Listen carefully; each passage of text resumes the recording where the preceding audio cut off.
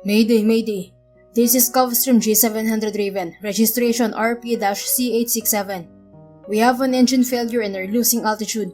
Requesting immediate assistance. Current position approximately 150 nautical miles east of Luzon. Heading 090. I repeat, Mayday, Mayday, Mayday. Naririnig ni Gavin na malakas na wika ni Captain Rosales sa communication line. Ito ang piloto ng kanyang private jet. Mr. Bautista, you have to wear this. Anang isa sa mga crew niya na si Jeffrey. Binigyan siya nito ng life vest. What was happening? Paano nagkaroon ng engine failure? Hindi ba ito na-check bago tayo umalis sa NAIA? Tanong ni Gavin kay Jeffrey. I don't really know exactly what happened, but I think it's due to a bad weather, sir. Pero wala namang bagyo, hindi ba? Yun din po ang alam namin, but the thunderstorms and lightning are too strong. Malakas din po ang hangin at ulan. Napatingin si Gavin sa labas ng bintana. Madilim dahil 9:09 na ng gabi. Wala ring bituin o kahit buwan. Ang tanging nakikita niya ay ang malalakas na pagkidlat. Mahigpit na napakapit sa kanyang kinauupuan si Gavin nang umalog ang eroplano bago binalingan si Roman, ang kanyang secretary/bodyguard, na nakaupo sa upuang nasa harapan niya. This isn't the trip I picture in my head when we left Manila.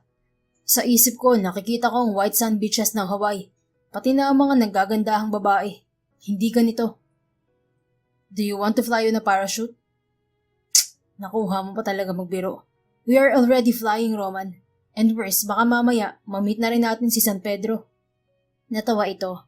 Sanay na silang pareho sa isa't isa at ang ganoong mga biroan ang pampagaan nila ng loob kapag nalalagay sa alanganing sitwasyon.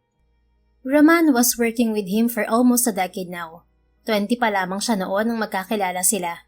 Itinalaga na talaga ito sa kanya ng ama noon bilang assistant niya at tagapagligtas na rin.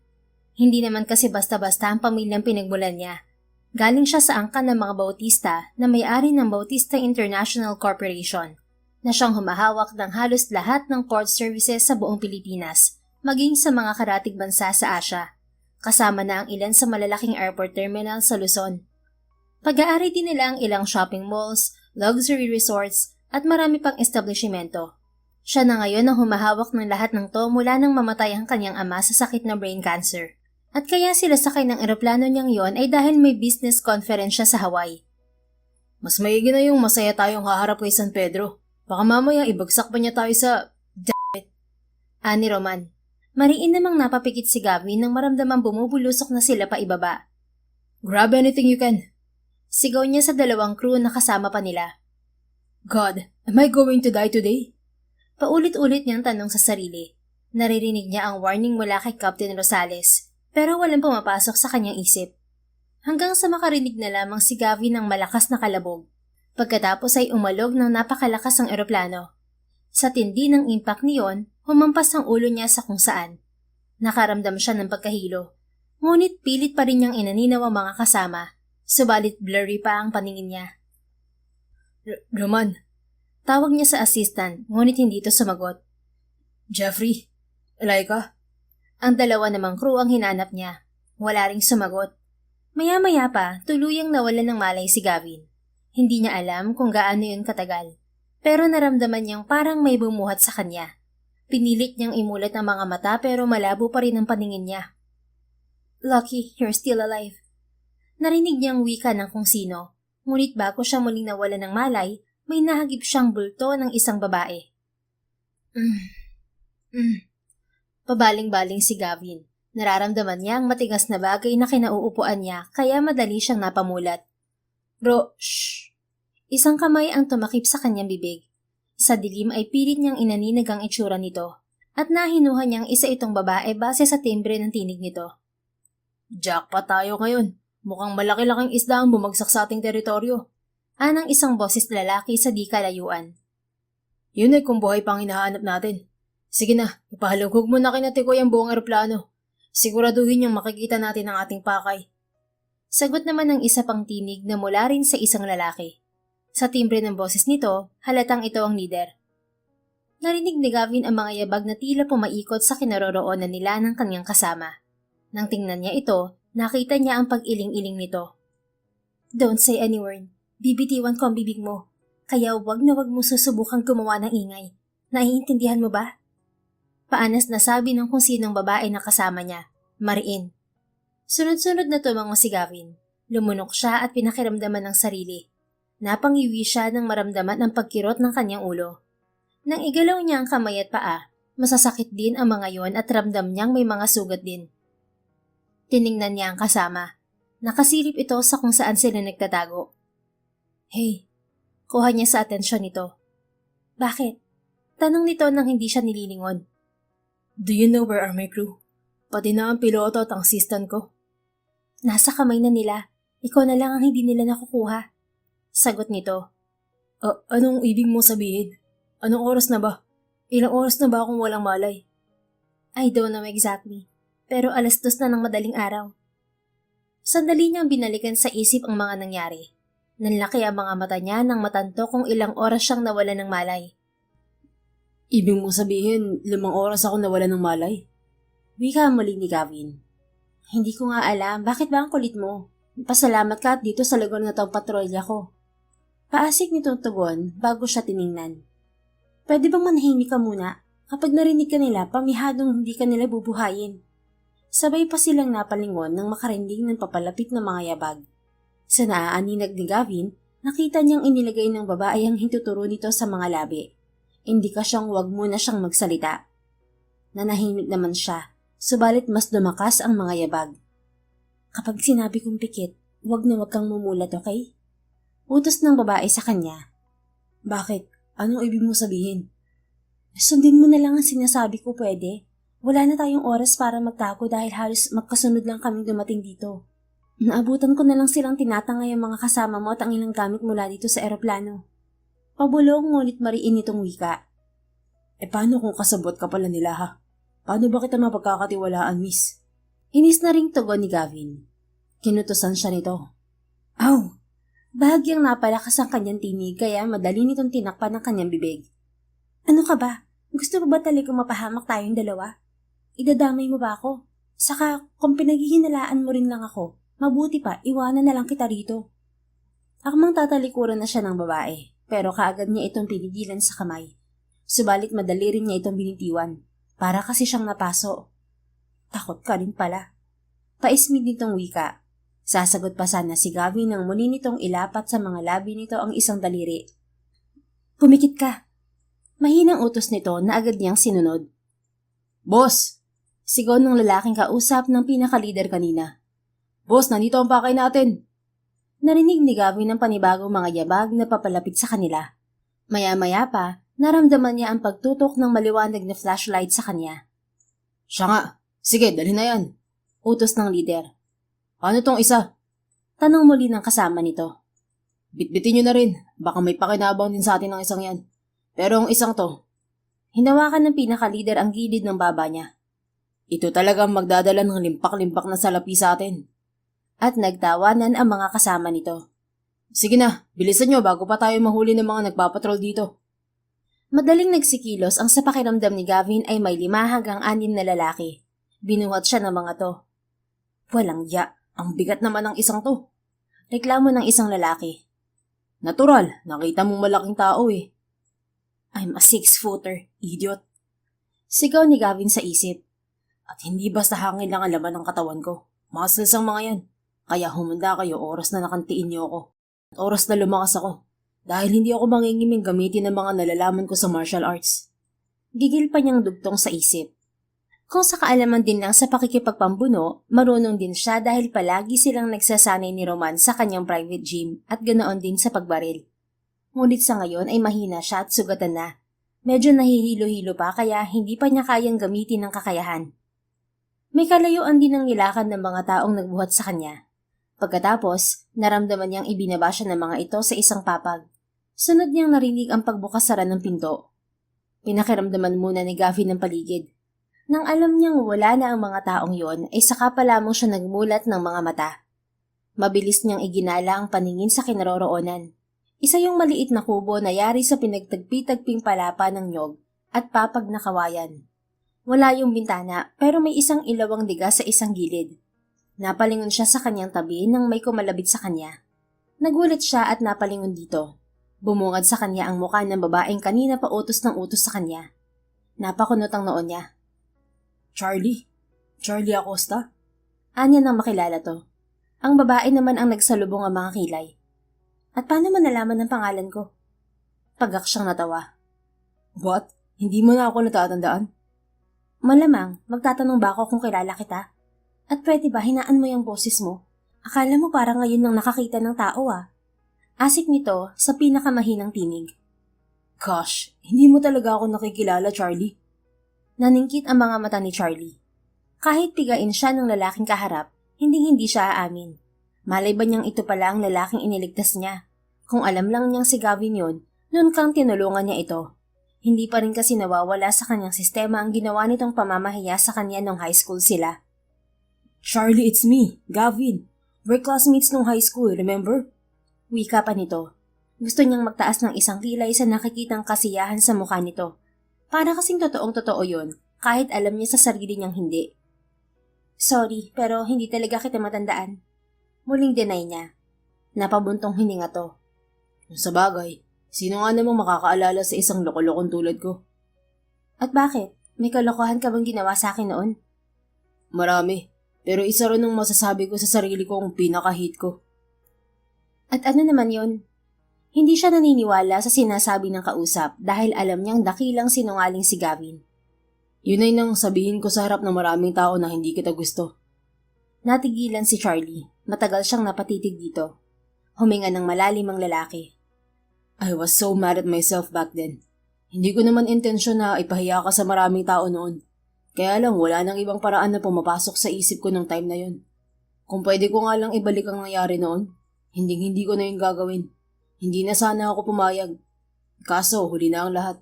You never talked to me after that day. And then, you left without saying anything. Malungkot nitong wika. At dahil sa mga sinabi ni Gavin, hindi napigilan ni Charlie na balikan ang nakaraan noong high school sila. Bestie! Tawag kay Charlie ng kaibigan niyang si Lily. Palakad na siya noon sa gitna ng gym ng school nila. Kasalukuyan silang third year high school at PE class nila sa mga sandaling yon. Larong volleyball ang kanilang topic, kaya doon sila pinapunta ng kanilang teacher. Oh, bakit hingal na hingal ka? Hindi pa naman tayo nag-uumpisa. Tanong niya ng balingan to. Paano ba naman? Nariyan na si Gavin. Ang tinutukoy nitong si Gavin Bautista ay ang ultimate crush ni Charlie. Sino ba naman kasing hindi magkakagusto sa binata na bukod sa ubod ng yaman at gwapo, ubod din ito ng bait at talino. Wala yata sa campus nilang hindi to crush. Ha? San? Tarantang tanong niya at agad na inayos ang suot na PE uniform. Na puting t-shirt na may logo ng school nila at kulay asul na jogging pants. Ayan o! Ang inuso nito ang lalaking papasok sa entrance. As usual, para itong araw na may dalang liwanag. At mas lalong nagrigo doon ang batang puso ni Charlie nang makita niyang ngumiti ito sa kanya at kumaway, bago sila nilapitan. Hi! Parang pinitpit na luyang bati niya dito. Itinaas pa niya ang kamay. Ay, hiya-hiyaan ng peg. Bulong ni Lily sa kanya sabay kurot. Tumigil ka nga, Lily. Kapag ako hindi nakapagtimpi, isisiwalat ko sa buong campus ang crush mo. Tugon niya na magkadikit pa rin ang mga labi para hindi siya marinig ng lalaki. Hi, practice na tayo? Sabi ni Gavin. Ito kasi ang leader ng grupo nila at paglalabanin daw ng teacher nila ang bawat grupo. Sige. Nauutal niyang tugon. Okay, let's go. Magkasunod silang nagtungo sa kabilang side ng court. Sumama na rin sa kanila ang iba pa nilang kagrupo. Subalit halata sa mga kababaihan doon na nagpapakit lang naman kay Gavin. Panay kasi ang dikit ng mga to sa lalaki. Ay naku, tingnan mo si Bianca. Akala mo naman totoong nasaktan sa kanyang pagkakaluhod. Kita naman na sinadya niya para lang mapansin siya ni Gavin. Ngungutong-ngutong bulong sa kanya ni Lily. Hoy, sama nito. Paano ba sinadya kita mo naman na hinabol lang talaga niya ang bola. Parang hindi mo naman alam na may gusto rin yan kay Gavin. Sus, hayaan mo na lang. Halos lahat naman dito sa campus gusto siya. Kahit nga ikaw, di ba? Oo nga, pero slight lang. Hindi ko siya pwedeng i-ultimate crush kasi nga mas ultimate crush mo siya. Natawa si Charlie sa sinabi nito. Salamat talaga. Napaka-supportive mo talagang kaibigan. Iningusan siya nito. Kundangan ba naman kasi? Friends naman kayo, bakit hindi mo pa aminin ang nararamdaman mo sa kanya? Kitang-kita naman na gusto ka rin niya. Nilingon pa nito si Gavin na kasalukuyan ng inaalalayan si Bianca patungo sa bench. Actually, tama si Lily. They're friends, but not really as friends. Just a normal one. Yung lagpas sa pagiging civil. Mabait nga kasi si Gavin kaya lahat ay binabati nito at nginingitian. Hay, parang mo na rin sinabi na i-broken hearted ko sa sarili ko nung napakaaga. Alam mo naman na siya lang ang inspirasyon ko sa araw-araw. Baka kapag nagtapat ako sa kanya, bigla siyang lumayo sa akin. Siya kasi ang tipo ng babae na sakto lang ang pagkamahiyain. Hindi naman siya insecure sa pangangatawan niya na hindi man pang beauty pageant, papasa pa rin pang artista. Medyo may pagkabilugan siya pero proportion pa rin naman sa height niyang 5'5". Maganda ang nangungusap niyang mga mata na may malalantik na pilik. Yun nga lang, hindi yun madalas makita dahil palagi siyang nakasuot ng makapal na reading glass. Hanggang makalagpas balikat lang ang buhok niyang alon-alon. Gusto man niya yung pahabain pero mainit ang panahon sa Pilipinas. Hindi siya kaputian, hindi rin katangusan ng kanyang ilong. Pero ang mas makatawag pansin sa kanyang itsura ay ang heart shape niyang mga labi na medyo may kakapalan. Sakto lang din kung manamit si Charlie. Hindi konserbatibo, lalong hindi naman revealing. Kaya lang, palagi siyang sinasabihan ni Lily na kung hindi siya mag-aayos, talagang hindi siya mapapansin ni Gavin. Medyo boyish kasi siyang umasta. Hindi siya katalinuhan, sakto lang din kasi masipag naman siyang mag-aral. Hindi rin mayaman ang kanilang pamilya. Tamang nakakaraos lang sila sa araw-araw dahil pulis ang kanyang ama at guro sa pampublikong paaralan ang kanyang ina sa Maynila. At bakit naman siya lalayo sa'yo? Sobrang bait kaya niya. Hirit pa ni Lily. Basta. Ayoko, nakakahiya pa rin. Crush ko lang naman siya. Inspirasyon. Hindi ko naman sinabing gusto ko siyang maging boyfriend, no? Talaga ba? Nakataas ang isang kilay na nilingon siya ng kaibigan. Totoo kaya? Natawa to. Oo na, pero sa prom natin mag-ayos ka ha. Para naman lumutang yung nagtatagong ganda. Napailing na lang si Charlie at itinuon na lang ang atensyon sa game dahil dumating na ang teacher nila. At dahil magaling sa kahit na anong sport si Gavin, nadala nito ang kanilang grupo kaya sila nanalo. Pagsapit ng hapon ay mag-isang nag-abang ng masasakyan si Charlie. May tinapos kasi siyang report sa library kaya medyo hinapon siya. Paparahin na sana niya ang paparating na jeep nang may tumigil na kotse sa harap niya. Napaatras siya dahil kilalang kilala niya kung kanino yon. Hi, need a ride? Tanong ni Gavin nang bumukas ang bintana ng backseat ng kotse nito. Ngumiti pa ito ng matamis sa kanya. Ha? Halika na, sabay ka na sa akin. Ihahatid na kita sa inyo. Binuksan nito ang pinto ng tapat na kinauupuan nito. Nako, wag na. Nakakahiya naman sa'yo. Out of the way pati ang bahay namin sa inyo. No, it's okay. Magtatampo ako niyan kapag hindi ka sumabay. Mariing nakagat ni Charlie ang pang-ibabang labi bago tumingin sa paligid. Wala na halos estudyante kasi nga late na yun sa uwian nila. Let's go. Untag ni Gavin sa kanya. Sige na nga. Pakiramdam ni Charlie, nasa ulap siya ng mga sandaling yun. Yun kasi ang kauna-unahang beses na nakasama niya ang lalaki na sila lamang dalawa bukod sa driver nito. Madaldal si Gavin, siya naman ay tipid lang kung sumagot. At hanggang na mga sumunod na araw ay laman pa rin ang isip niya ang paghatid na yun sa kanya ng lalaki. Heaven, nasa heaven ako. Pag ika'y kumindat ay walang binatbat si Leonardo sa'yo. Pagkanta ni Charlie habang mag-isang nasa banyo ng mga babae. Malakas niyang binuksan ang pinto ng cubicle na kinaroroonan bago nag-pose. Habang nakatutok ang isa niyang kamao sa bibig bilang mic. Para siyang nagtatanghal sa entablado at ginaya pang aksyon ni Julie na magdangal sa pagkanta. Chuva chuchu, chuva chuchu, babe na love ko with you. Chuva chuchu, chuva chuchu, tumatama ang puso ko. Patuloy niyang pagkanta, diretso hugas ng kamay. Eksaktong paglabas niya ay bigla siyang napalundag. Ay, chuva chuchu aswang! Napahawak sa kanyang bibig si Charlie sabay talikod. Akmang kakaripas na siya ng takbo nang pigilan siya ng taong halatang kanina pa naroon at pinakikinggan siya. At yun ay walang iba kundi si Gavin. Hey, at saan ka pupunta? Ha? Sa room. Break kasi nila ng time na yon, kaya nasa kantin ng halos lahat ng estudyante. Ang iba naman ay nasa labas at doon kumain. Ganun ba? Sabay na tayo. Ano? Hindi, mauna ka na. Maghuhugas pa pala ako ng kamay. Katwiran ni Charlie. Agad siyang humarap pabalik sa pinto ng banyo, pero madali siyang hinarangan ni Gavin. Hep, parang dinig ko, naghugas ka na ng kamay kanina. At hindi pa ito nakontento. Itinaas pa nito ang isang kamay niya na basa pa. See? Napayuko siya bago inayos ang suot na salamin. Ano ba talagang kailangan mo sa akin, Gavin? Wala naman. Gusto ko lang mas makilala ka pa. Masama ba yun? Mabilis siyang napalingon dito. Bakit? Anong bakit? Kailangan ba may dahilan kung bakit gusto pa kitang makilala? Tumango si Charlie. Wala lang. Gusto ko lang. Ayos na bang sagot yun? Napakamot siya sa ulo. Kasi naman, magkakilala na naman tayo. Oo nga pero hindi malalim. Bakit nga?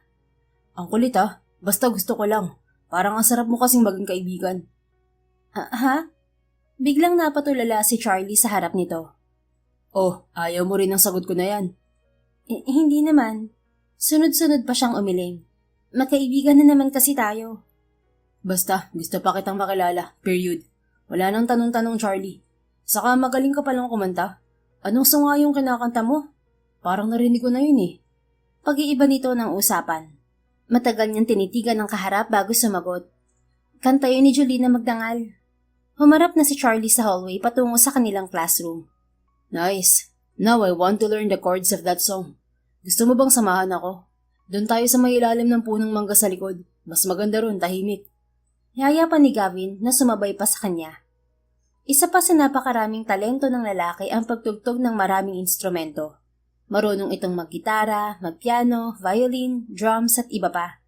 Siguro dahil anak mayaman, wala nang ginawa ang mga magulang nito kung hindi pag-aralin ito ng iba't ibang instrumento at mag-excel pa ang ibang skills nito. Nasa kanya na talaga ang lahat. Hindi rin ito tulad ng ibang mayayaman na matapobre at bully. Si Gavin ay napakabait sa lahat at may pakikisama. Ikaw na lang. Mag-aaral pa ako sa chemistry. May recitation pa kasi tayo mamaya tungkol sa periodic table. Ganun ba? E di samahan na lang kitang mag-aral. Tuturuan din kita ng mga techniques. Wala nang naikatwiran si Charlie nang bigla siya nitong hilahin sa kamay patungo sa kanilang classroom. Pagdating doon, naupo ito sa tabi ng upuan niya at baliwalang kinuha ang kanyang mga notes. Ang ganda mo pala magsulat, Charlie. Mariin niyang nakagat ang pang-ibabang labi. Paano pa ba siya makakatanggi sa isang to? Ito ang malapit. Mabuti na lang talaga wala ang mga kaklase nila. Kung hindi, baka katakot-takot na kansyawang inabot niya sa mga to. Pero naman, Lord, sobra naman yata itong ginagawa mo. Sobra-sobra mo naman akong pinakikilig. Anya sa isip. At kahit gustuhin niyang mag-focus sa mga sinasabi ng lalaki, ay palagi lang siyang natutulala sa kagwapuhan nito. Oh dear Lord, please help me. Bulong pa niya. Dumaan pa ang maraming araw, gaya ng gustong mangyari ni Gavin, naging mas malalim pa ang pagkakaibigan nila. Marami na nga nagtatanong sa kanya kung sila na raw ba ng lalaki, na sinasagot naman niya ng panay-iling. Wala namang sinasabi sa kanya si Gavin. Subalit nang minsang nasa gym sila para sa kanilang PE class, bigla na lang may sumugo doon na taga-ibang section at hinahanap siya. Saktong wala roon si Gavin dahil bumalik ito sa room nila dahil may nakalimutan daw. Sino sa inyo si Charlie Acosta? Mataray na tanong ni Gigi, ang captain ng cheerleading squad ng school nila. May kasama pa itong dalawa pang babae na miyembro ng squad nito. Nagkatinginan ng kanilang mga kaklase. Pagkuway parang iisang taong tiningnan siya. Ikaw ba? Nakapamaywang na lumapit sa kanya si Gigi na di hamak na mas matangkad at mas lim sa kanya. Bakit? Sa halip na sumagot, pinasadahan siya ni Gigi ng isang mapanuring tingin mula ulo hanggang paa at pabalik. Pagkatapos, umismid to. Hindi naman pala ako dapat na mabother sa isang to. Wala naman pala siyang panama sa ganda ko. Maarting wika nito sabay ayos ng buhok sa may tenga nito. But, para mas malinaw sa'yo, Miss No One, akin lang si Gavin Bautista. At huwag ka nang umasa na magkakagusto siya sa'yo dahil hindi ang kagaya mo na walang sense of fashion ang gugustuhin niya. Dagdag pa nito. What did you say? Anong baritonong tinig? Lahat sila'y napabaling sa pinanggalingan ng tinig. Nakita ni Charlie na nakatayo sa may entrance ng gym si Gavin. Walang kangiting-ngiting nakatingin sa kanila. Gavin, hi! Nauutal na bati ni Gigi rito. Kung kanina, ganda-gandahan ito, Sa mga sandaling yun ay para itong binuhusan ng suka. Lumapit si Gavin sa kinaroroonan nila na hindi inaalis ang tingin kay Gigi. Tumigil to sa mismong tabi ni Charlie. I ask you, what did you say? Ulit nito sa tanong kanina kay Gigi. I was just giving her some piece of advice. And what kind of advice? Kasi parang hindi yun ang narinig ko. Gavin, okay lang. Hayaan mo na siya. Pamamagitan ni Charlie sa dalawa. No, walang karapatan ng sino man na sabihin ng ganung bagay sa'yo, Charlie. You don't deserve that kind of treatment. At sa pagkagulat nilang lahat, hinaplos dito ang kanyang pisngi. May narinig pa siyang impit na tumili sa likuran nila. Gavin, halos lumabas na yata sa dibdib ni Charlie ang puso niya sa lakas ng tibok ngayon. Ngumiti ito. Para sa kaalaman yung lahat. Malakas nitong wika na tumingin pa sa crowd. Charlie and I were more than friends. So, if any one of you have issues about that, confront me directly, not her. Kasabay ng pagkatulala ni Charlie sa lalaki ay siya namang paglakas ng bulong-bulungan sa baligid. May literal na ring tumitili sa gilid niya at alam niyang si Lily yun at iba pa nilang kaklase na kaibigan niya. So, maliwanag na ba ang relasyon namin sa'yo, Miss Captain? Baling ni Gavin kay Gigi. Namumulan na ito at siguro dala ng pagkapahiya, madali itong tumalikod kasunod ang mga alipores nito. Nang mawala sa paningin nila ang grupo ni Gigi, hinarap siyang muli ni Gavin. Ayos ka lang ba, Charlie? Sorry, hindi ko alam na mangyayari ang ganito. O baka hindi lang ito ang unang beses at hindi mo lang sinasabi sa akin. Tanong nito sa kanya. Umiling si Charlie. Walang kahit na anong salitang lumabas sa bibig niya dahil sa pagkabigla. Kaya natapos ang PE class nila na panay lang ang intindi sa kanya ni Gavin. Para talaga silang magkasintahan ng lagay na yon. She was like over the moon starting that day. Dahil kumalat na rin sa campus nila ang estado ng kanilang relasyon ni Gavin, kaya naman maraming babae ang nainggit at nagselos sa kanya. Subalit alam naman niya sa sarili na wala pa talaga silang label. Dahil malinaw naman na sinabi ng lalaki na more than friends lang sila. Parang MU lang, ganon. Hindi totoong magkasintahan. Hanggang sa dumating ang prom nila. Hindi man siya niyaya ni Gavin, pero unawa na niya ito ang magiging date niya. Subalit nang dumating sila ni Lily sa campus, ibang babae ang kasama nito. Hindi si Gigi, kundi ang kaklase nilang si Bianca na kapareho nito ng estado sa buhay. Labis-labis na nasaktan noon si Charlie dahil umasa siya.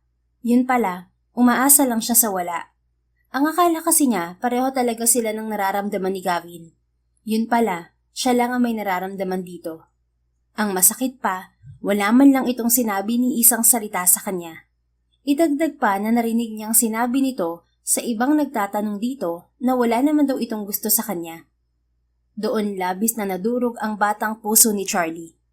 Kaya sa halip na tapusin niya hanggang 4th year ang pagpasok sa paaralan nila, hinintay niya na lang na maka-exam ng 4th grading at nagbalipat na siya ng eskwelahan.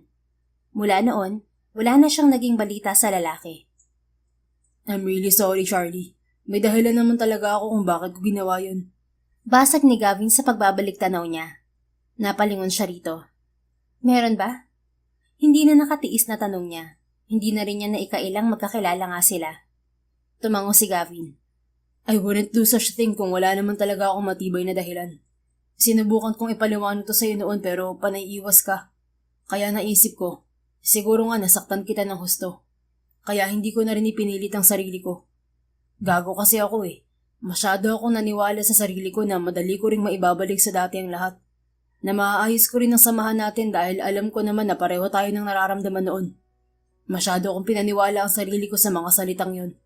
But in the end, hindi pala talaga. Malalim ang nagawa kong sugat. Kaya kita mo naman, hindi mo na ako maaalala.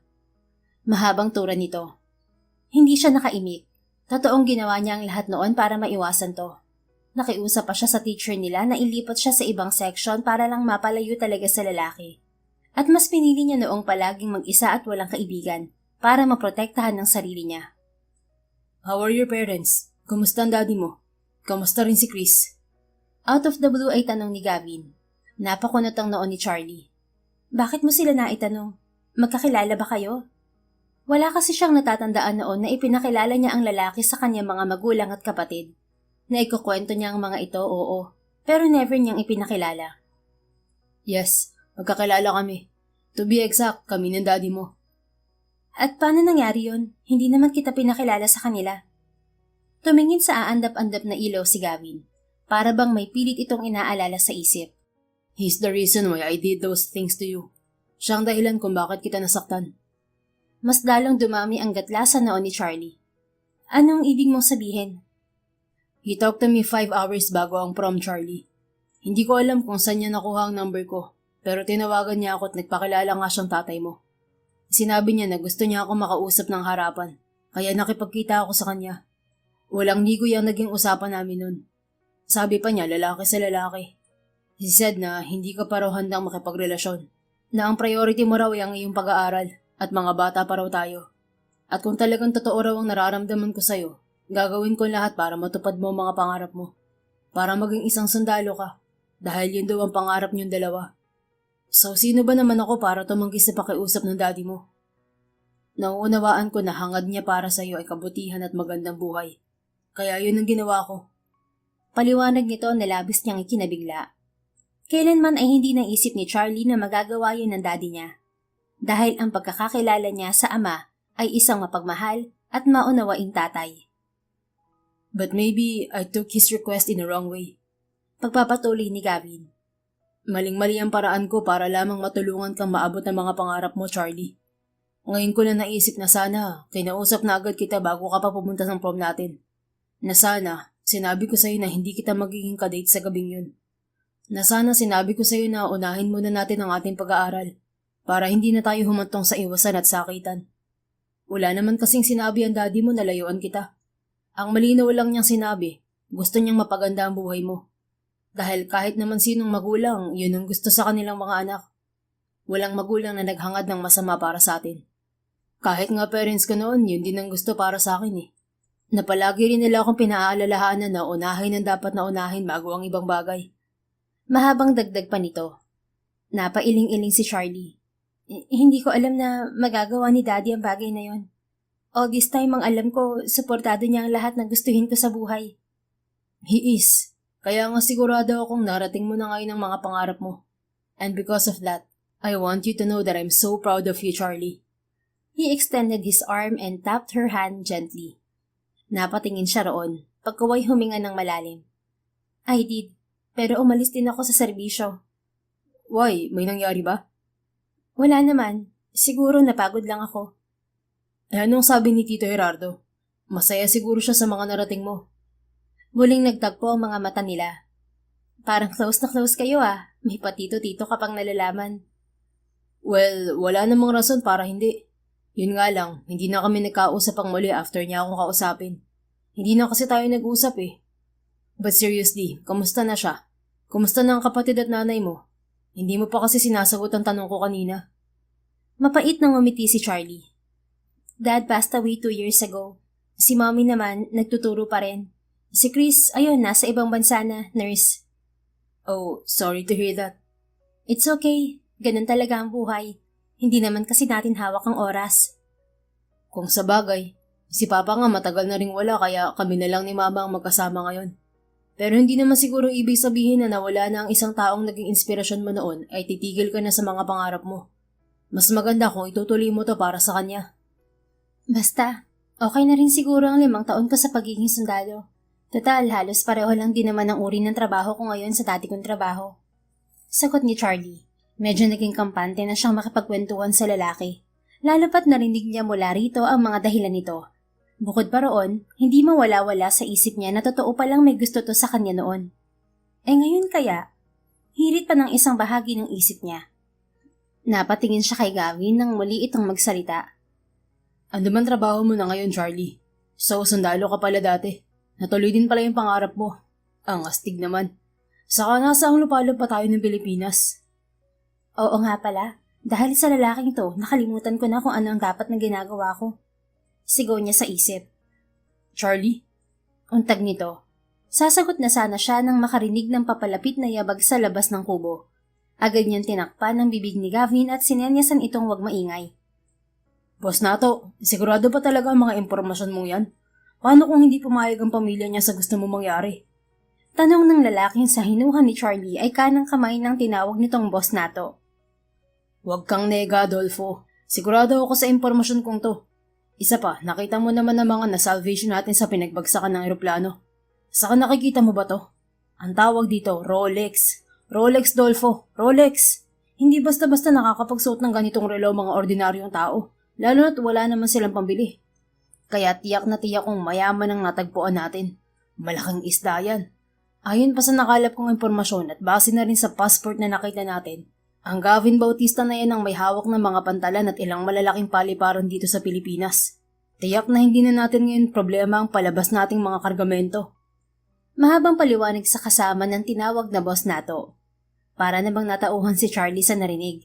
Napatingin siya kay Gavin sabay mariing umiling at ilang beses na ipinikit ang mga mata para bigyan ito ng signal. Paano naman tayo boss makakasigurado na papayag siya? Tanong naman ng tinawag na Dolfo. Simple lang, hawak natin ang mga tauhan niya. Saka may nanay pang lalaking yun. Kapag nagkamali siya ng kilos, nanay niya ang pupuntiryahin natin. Baka nakakalimutan mo, marami din tayong tauhan sa ibaba. Naramdaman ni Charlie ang paninigas ng katawan ni Gavin. Alam niyang bigla itong nabahala sa kalagayan ng ina nito. Hihingi rin ba tayo ng ransom, boss? Oo naman. Kapag nagising na ang malaking isda, barya lang naman sa isang kagaya niya ang 1 bilyon. Limpak-limpak ang salapi na taong yun. Kaya tiyak na tiba-tiba tayo ngayon. At para makasiguro tayong hindi siya makakatakas. Hala, talian mo na yung dalawa sa loob. Isama mo si Natikoy at baka maisahan ka pa. Utos ng leader na si Nato. Inilapit ni Charlie ang sarili niya kay Gavin. Magtulog-tulugan ka na, bilis. Utos niya sa pinakamahinang tinig. Pero, ang tigas talaga ng ulo mo, Gavin. Sundin mo na lang ako kung gusto mo pang makalabas dito ng buhay. Kaagad namang sumunod sa kaniyang lalaki. Halatang takot din to. Valid naman yon dahil ang grupong nakatagpo sa kanila ay ang Tik-Tik Gang. Ang sindikatong matagal nang hinahanap ng mga kasamahan ni Charlie na Mountain Rangers. Sila ang pumaprotekta sa bahaging yun ng kabundukan ng Sierra Madre na nasa parteng Quezon. Sila rin ang nagsasagawa ng mga search and rescue operations doon kapag may mga taong nawawala. Sila rin ang nagbabantay ng mga protected areas, humuhuli sa mga illegal loggers, ang nakikipag-ugnayan sa mga komunidad na nakatira sa bundok at marami pang iba. Nang maramdaman ni Charlie na bumukas ang pinto, nagtulog-tulugan din siya. Maya-maya pa, may humila sa kanya sa isang parte ng kubong yun. Pagkaway sinimulan na siyang talian sa mga paa at kamay. Hindi niya nakikita si Gavin pero sigurado naman siyang hindi ito ililipat. Mabuti na rin lang at hindi siya nakilala ng grupo. Hindi naman kasi siya madalas lumabas sa araw. Ang patrolya niya ay tuwing gabi, kaya hindi siya masyadong nakakasalamuhan ng ibang tao. Ayos na ba? Tanong ng nabosesan niyang si Dolfo. Ayos na tong lalaki, dyan ba? Tanong ng kasama nito. Ayos na rin. Tara na, mamaya na lang natin sila balikan. Mukhang masama ang tama ng lalaking yan at hindi pa nagigising mula pa kanina. Baka naalog na rin ang utak nito sa pagbagsak ng eroplano. Masamang damo rin ang grupo nila. Akalain mo nabuhay pa sila na pabor naman sa atin. Komento ni Dolfo. Ikaw ba naman ang bumagsak ang sinasakyang eroplano? Sino bang hindi makakatulog ng matagal? Saka kita mo namang may sugat sa ulo. Puro galos din. Malamang bukas pa yan magigising. Pihadang mas lalo siyang manginginig sa takot kapag kinausap na siya ni Boss Nato. Bahagyang nagtawanan ang mga to. Tara na, mahaba pa ang gabi. Kailangan din nating magpahinga. Anang kasama ni Dolfo. Narinig ni Charlie na bumukas sara ang pinto. Pagkaway ang papalayong mga yabag. Nang tumahimik na ang paligid, nagmulat siya ng mga mata. Nang lingunin niya si Gavin, nakapikit pa rin to. Kahit na nasa ganoon silang sitwasyon, hindi niya napigilan ang pagsilay ng matamis ng ngiti sa mga labi. Ang gwapo naman kasi ng isang to. Mas lalo pa siyang gumapo sa paglipas ng panahon. Saka, in fairness sa katawan, hindi talaga siya nagpapahuli. Tiyak na alagang-alaga yan sa gym. Anang mahadera niyang isip sabay buntong hininga. May asawa na kaya siya? O kaya kasintahan? Pero ang narinig ko lang, binanggit ng natong yun kanina ay tungkol sa nanay ni Gavin. Ibig sabihin, wala pa siyang pamilya. Napaisip si Charlie sandali bago ipinilig ang ulo. Umayos kang ha, Charlie. Nasa bingit na kayo ng alanganin, yan pa talaga nasa isip mo. Tiningnan niyang muli si Gavin. Psst! Hoy, Gavin! Mahina lang ang ginawa niyang pagsitsit. Saktong maririnig lang nito. Dahan-dahang nagmulat ng mga mata ang lalaki. Saglit pa siyang natulala dahil ang gwapo talaga nito. Nakapikit man o hindi. Napaka-expressive kasi ng mga mata nito. Idagdag pang maganda rin ang linya ng mga kilay. Kung mag-aartista to, tiyak napapasa to kahit hindi magaling sa aktingan. Itsura pa lang kasi bentang-benta na sa merkado. Charlie, Mahinang tawag nito sa kanya. Para naman siyang uod na maingat na lumapit dito kahit pausod-usod. Hindi niya gustong makalikha ng ingay dahil ayaw niyang mabulilya sa ang naiisip niyang plano. anong gagawin ko? Kilala mo ba sila? Baka mapahamak si Mama. Sunod-sunod na wika ni Gavi nang makalapit siya. Manahimik ka nga, kaya nga ako lumapit para hindi marinig sa labas ang pag-uusapan natin. Asik niya rito. May plano ka? Ano? Mangako ka munang mananahimik ka. Tumango naman to. Okay, ganito. Hindi nila alam na isa akong mountain ranger. Inakala lang nila na kasama mo ko. Maganda naman tong... Teka. Mountain Ranger ka? Nasaan ba talaga tayo, Charlie? Mariing nagdikit ang mga labi ng dalaga. Kung hindi nakatali ang mga kamay niya, malamang nasapak na niya ang kaharap. Ang daldal kasi. Kapag sinagot kita, maaari bang tumahimik ka na ha? Dahil sa'yo mapapahamak tayo eh. Angil niya. Sorry. Mahinang tugon naman nito.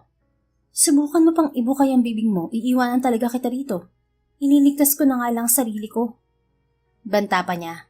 Mariin naman itong kinigat ang labi na sandaling nagpawala sa konsentrasyon niya.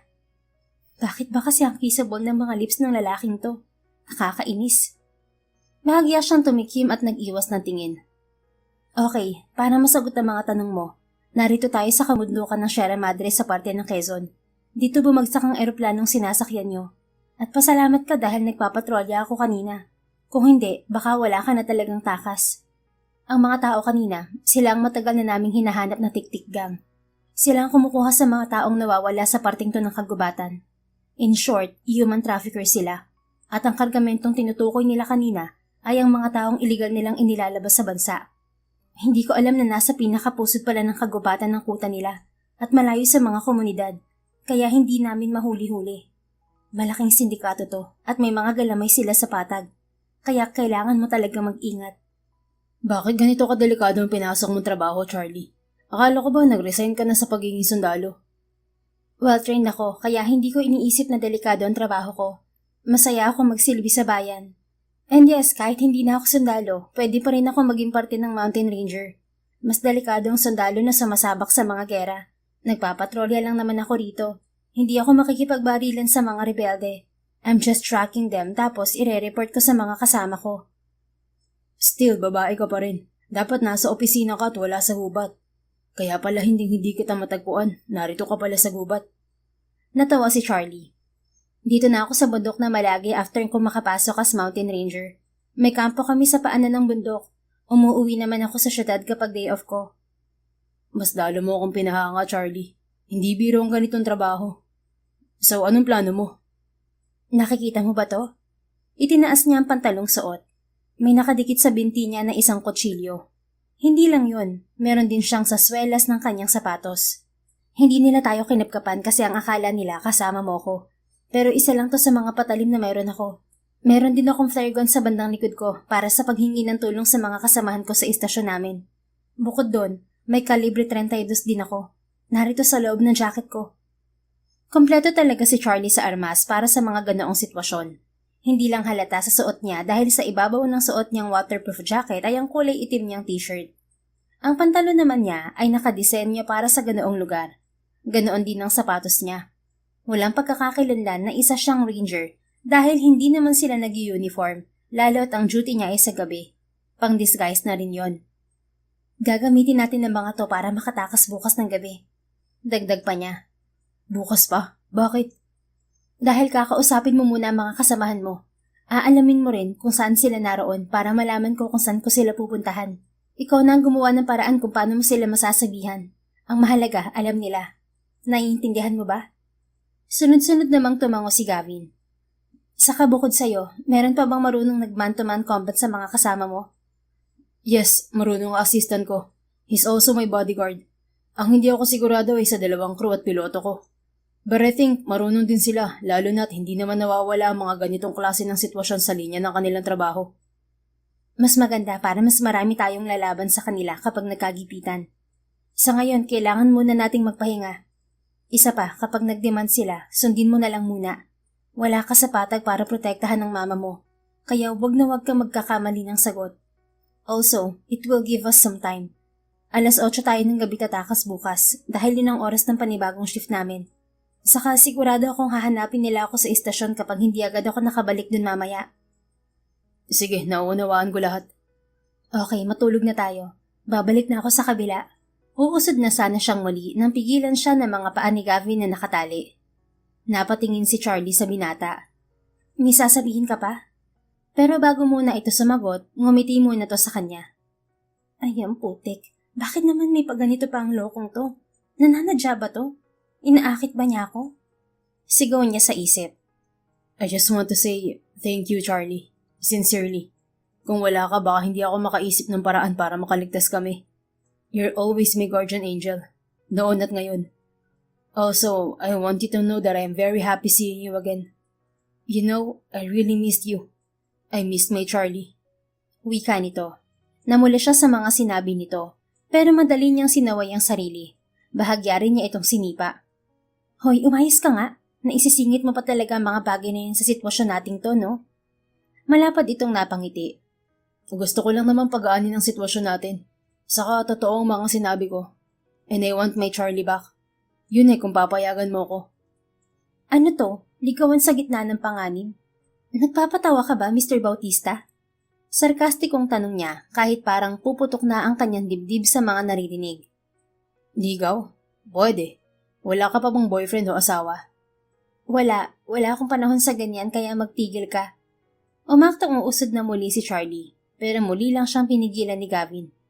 Ano ba? Ang kulit mo talaga kahit kailan. Well, that's my charm. Ang pagiging makulit ko rin ang naging daan, kaya pinagbigyan mo akong makilala pa kita noon ng husto. Kaya gagamitin ko ulit ito ngayon hanggang sa pumayag ka. Isa pa, ganito siguro ang nalalagay ang buhay sa alanganin. Mas lalong tumatapang at nagiging tapat sa mga damdamin nila bago pa mahuli ang lahat. Gusto ko ring sabihin sa'yo na masaya akong single ka pa. Dahil single pa rin ako. At ako na ang nagsasabi sa'yo, bagay na bagay tayo. We are meant to be. Napataas ang isang kilay ni Charlie. Meant to be, meant to be. Meant to behin mo yung mukha mo. Pwede ba? Kung wala ka ng matinong sasabihin, itiko mo na yung bibig mo. Dadal mo pa rin talaga hanggang ngayon. Kalalaki mong tao. Magpahinga ka na nga dyan. Kailangan mo ng lakas para sa pagtakas natin. At hindi na siya napigilan pa ni Gavin nang bahagya niyang isalya ang mga paa nito. Madali siyang lumapit sa dating pwesto at nahiga roon. Pagkatapos, mariin niyang ipinikit ang mga mata. Subalit paano nga ba siya makakatulog kung paulit-ulit na nagpe-play sa isip niya ang mga sinabi ni Gavin? Loko kasi ang mokong na yun. Inis niyang wika sa sarili, saka muling pinilit ang sarili na matulog. Kinabukasan, kahit puyat at masakit ang buong katawan ni Gavin, ay maaga siyang nagising. Agad na lumipad ang mga mata niya sa pwesto ni Charlie. Nakahinga siya ng maluwag nang makitang natutulog pa rin to habang nakaharap sa kanya. Pinagmasdan niya ang dalaga. Hindi na ito kagaya ng dati. Subalit mas maganda naman ang naging pagbabago ng itsura nito. Naging mas fit na ito, dala na rin siguro ng trabaho nito. Kung sexy na to sa paningin niya nung high school sila, mas sumeksi pa ito ngayon. Mas naging prominente ang magandang mukha nito, lalo na ang hugis pusong mga labi. Napatingin siya roon. Kagabi pa niya ito gustong halikan nang malaman niyang si Charlie to. Kaya lang baka lalo itong magalit dahil nga may kasalanan siya dito. Pero sa tingin naman niya ay nakapagpaliwanag na siya ng maayos, kaya okay na siguro yon. At itutuloy na rin niya ang naudlot sanang panliligaw noon dito. Kapag nakaalis na sila sa lugar na yon ng ligtas. Nailing si Gavin na napapangiti. Sinong mag-aakala na dito pa talaga tayo sa kagubatan muling pagtatagpuin, Charlie? Mapaglaro talaga ang tadhana. Oh, tamang-tama, gising ka na. Boses ng isang lalaki. Nagulat si Gavin nang bigla na lang bumalandra pa bukas ang pinto. Pumasok roon ang isang malaki pero patpating lalaki. Tikoy, sabihin mo kay boss na ito, gising na ang ating bihag. Utos nito sa kasamahang nasa labas ng kubo. Nilingan nito si Charlie. Hindi gumagalaw ang babae, pero alam niyang hindi naman tutulog. Hingin ko na kayang balato to kay boss na ito. Ang gandang babae. Abay sayang din ang isang to kung ilalabas. Labang loob din. Nakangising sabi ng lalaki na nahihinuhan ni Gavin na si Dolfo. Kaboses kasi ito ng mga lalaking nagpunta roon kaninang madaling araw. Nagpanting ang tenga niya sa narinig. She's my girlfriend, kaya wag na wag mong susubukang idampi ang kahit dulo ng kamay mo sa kanya kung ayaw mong mawala ng kamay. Hindi na napigilang banta ni Gavin. Pagak na natawa si Dolfo sabay lingon sa kanya. Aba, matapang ka pala ah. Walang sabi-sabing sinipa siya nito sa tagiliran. Napaigik siya sa sakit, kasabay ng paniningkit ng kanyang mga mata. Nang lingunin niya si Charlie, pinandidilatan na siya nito. Hoy Manila boy, baka nakakalimutan mo yatang biyag ka namin. At baka hindi mo rin nakikitang nakatali ka, kaya wala kang magagawa kung may gawin man ako sa showta mo. At humalakhak pa ito. Mariing nagdikit ang mga labi ni Gavin. Gustong-gusto niyang supalpalan ng kaharap. Pero nakatali nga siya. Isa pa, sinenyasan siya ni Charlie na manahimik. Alam niyang iniisip nito na baka mabulilya sa ang plano nila. Oh, ano na mga tinatawa-tawa mo dyan, Dolfo? Boses yun ng pinaka-leader ng mga to na si Nato. Nang sumilip ito mula sa pintuan, expected na niyang mukha itong goons. At hindi naman siya nagkamali dahil kamukha ito ng mga kontrabida sa mga maaksyang pelikula. May nakapalibot pang scarf sa leeg nito. Ngumisi ito. Aba, gising na pala tong bangko natin. Tamang-tama, nakapag-charge na ako. Binalingan nito si Dolfo. Sige na, ilabas na yan at dalhin sa kabila. Utos nito. Yes, boss. Pero teka lang, boss, paano tong babae? Shota daw to ng malaking isda eh. Sabay-sabay pa silang bumaling kay Charlie. Diyan na muna yan. Basta magbantay kayo rito sa labas. Pwede ba ang outboard na lang to, boss? Tumaas ang isang kilay ni Nato. Bakit? Trip mo ba? Sunod-sunod namang tumango ang kausap. Sa ganda ba namang to, boss? Sino ba namang hindi maglalaway sa kanya? Umandal na naman ang kamanyakan mo. Pero sige, pag-iisipan ko muna. Baka magwala sa selos tong shota niyan, mapurnada pa ang mga plano natin. Nako, sige bossing. Basta pag okay ng plano, arbor ko na to ah. Salamat bossing. At sarkastikong nginitian ni Dolfo si Gavin. Gigil namang tinitigan ito ni Gavin. Kulang na lang ay balian niya ito ng leeg sa nakikita niyang pagnanasa nito kay Charlie. Lumapit ito sa kanya. Huwag ka nang manlaban, boy. Ibalato mo na lang ang girlfriend mo sa akin. Total, hindi mo na rin naman siya makakasama dahil pihadong isasama siya ni boss sa mga kargamento namin. Sasagot pa sana siya nang magsalita si Nato. Dolfo, bilisan mo na dyan. Napatingin dito ang tauhan. Ito na, boss. Hinaklit siya ni Dolfo sa braso at pagdarag na hinila palabas. Nakaabang na roon ang iba pang tauhan ni Nato at binuhat siya patungo sa isa pang kubo. Medyo malaki-laki yun kumpara sa kinaroroonan nila ni Charlie kanina. May isang papag, lamesa, mga upuan, mga kung ano-anong gamit sa komunikasyon, pati na mga armas na nakasabit sa dingding. Iniupo siya ng mga tauhan ni Nato sa isang kawayang upuan. Ito naman ay sumalampak sa isa pang bangko paharap sa kanya. Habang nakatayo naman sa labas ng kubo ang mga alipores nito. Bago pa siya makapasok doon ay binilang pa niya kung ilan ang tauhan nito. At nahihinuhan niyang lagpas ang mga ito ng 15. May bitbit na baril ang mga tauhan nitong mukhang nagsisilbing gwardya ng lugar. Hindi na ako magpapaligoy-ligoy pa. Akin na ang numero ng iyong ina. Sabi ni Nato. Kinuha nito ang isang cellphone sa bulsa nito at may kung anong pinindot doon. At bakit ko naman gagawin yun? Matapang niyang tanong. Ano pa ba? E di ipatutubos kita sa kanya. Hala, numero kung ayaw mo makita ang ulo ng yung piloto sa lamesang to. Pagak siyang natawa. Ganun ba? Bakit hindi ka na lang sa akin makapagnegosasyon kung pera din lang ang kailangan mo? I'm sure na background check mo na ako. And of course, that was all true. Ang kumpanya ko may hawak ng mga pantalan sa buong Pilipinas. Kami rin ang may hawak ng ilang airports dito sa Maynila. At kung ano man ang illegal na ginagawa nyo, alam nyong malaki ang maitutulong ko. Walang alam bang ina ko sa negosyo lalo na sa mga pera ko. Kaya bakit idadaan mo pa sa kanya kung pwede namang idirekta mo sa akin? I have trusted employees in the city na pwedeng ibigay ang lahat ng demands mo. Sandaling nag-isip si Nato. May punto ka, bata. Pero paano naman ako nakasisigurong gagawin nga ng mga tauhan mo ang gusto ko? Make me a bait. Ako mismo ang magpapain sa sarili ko. Ano namang kapalit? Ngumiti muna si Gavin, sumandal sa kinauupuan bago muling sumeryoso. Simple lang naman. Kalayaan namin ng mga kasama ko. At kapag sinabi kong kalayaan, wala kang kakaintain ni ang dulo ng mga buhok namin. Maotoridad niyang sabi. Bilang CEO at negosyante, sanay na siyang makipagnegosasyon sa iba't ibang uri ng kliyente at kapwa negosyante. Kaya kayang-kaya niyang paikutin si Nato sa mga salita lang niya. Matagal siyang tinitigan ni Nato. Tila ba inaarok nito ang katotohanan ng kanyang sinasabi. Negosyante ako, Nato. Ako mismo ang may-ari ng Bautista International Corporation. Kaya kung sa negosasyon din lang, alam mong mas tama ang mga sinasabi ko. Dahil hindi ako magiging ganito ka-successful kung hindi. At ikaw bilang leader ng samahan nyo, isa ka ring negosyante. Sumusugal ka rin. Isinusugal mo rin ang iyong sarili, ang iyong mga tauhan. At hindi naman siguro halata na kaya kayo naririto sa pusod ng kagubatang to ay dahil ayaw niyang mahuli ng batas.